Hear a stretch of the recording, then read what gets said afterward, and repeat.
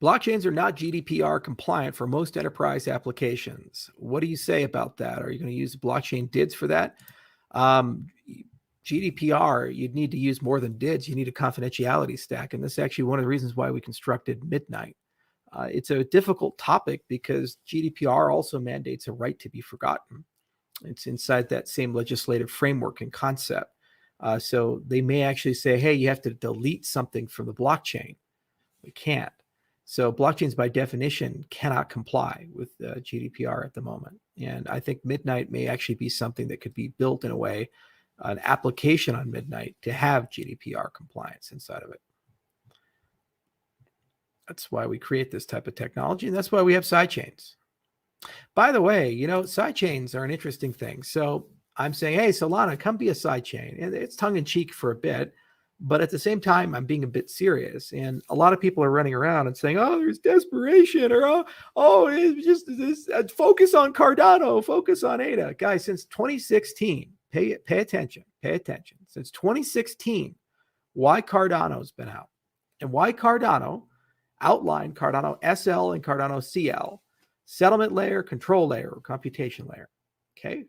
For 6 years now, we've been talking about this, thinking about this, pushing this forward, this concept that you have one main chain and a family of side chains, and each and every one of them does different things. And the sidechains model of Cardano is that if a sidechain comes in and connects to Cardano, that sidechain is a partner of the main chain.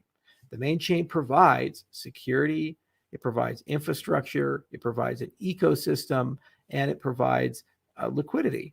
Okay, it's listed on 200 plus exchanges, all these types of things. So you have all that scale. And in exchange for that, the partner chain, instead of paying its inflation to miners who are nexus within that chain, it pays the inflation, the block rewards, to the stake pool operators and the ADA holders. Okay, because Cardano is taking care of the security of the sidechain. The sidechain can have its own computation model, its own notion of data availability, its own consensus algorithm. It can have its own network stack.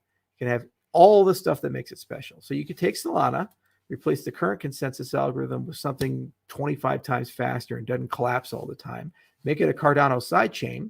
Solana would then be paid to ADA holders to maintain it, probably at a lower inflation rate than they're currently paying right now. They don't have to worry about security anymore. And then all those dApps move over and they get better reliability and security, and they get faster. And every ADA holder benefits, every Solana holder benefits. That's called a partnership. Now, are they going to do it? Probably not. But it at least starts the conversation because some will. And as an ecosystem of sidechains come out, dozens of them, hundreds of them, suddenly Cardano becomes the backbone of a multi-chain ecosystem. And every chain has different capabilities, different programming languages, different dApp model, different notion of identity, different levels of privacy. For example, Midnight, it's got snarks at the core. So it has a high degree of confidentiality, much more so than Cardano. It's a partner of Cardano. That's the sidechain model. That's what people have to think about. You see, people don't think this way. It's so adversarial. And they get so distracted. And podcasters come on and they just babble diarrhea out of their mouth. And people believe them. So it's really important that you have to return to first principles and say, what did we tell you we were going to do? What are we going to do? What did we do? We told you in 2016, CL model.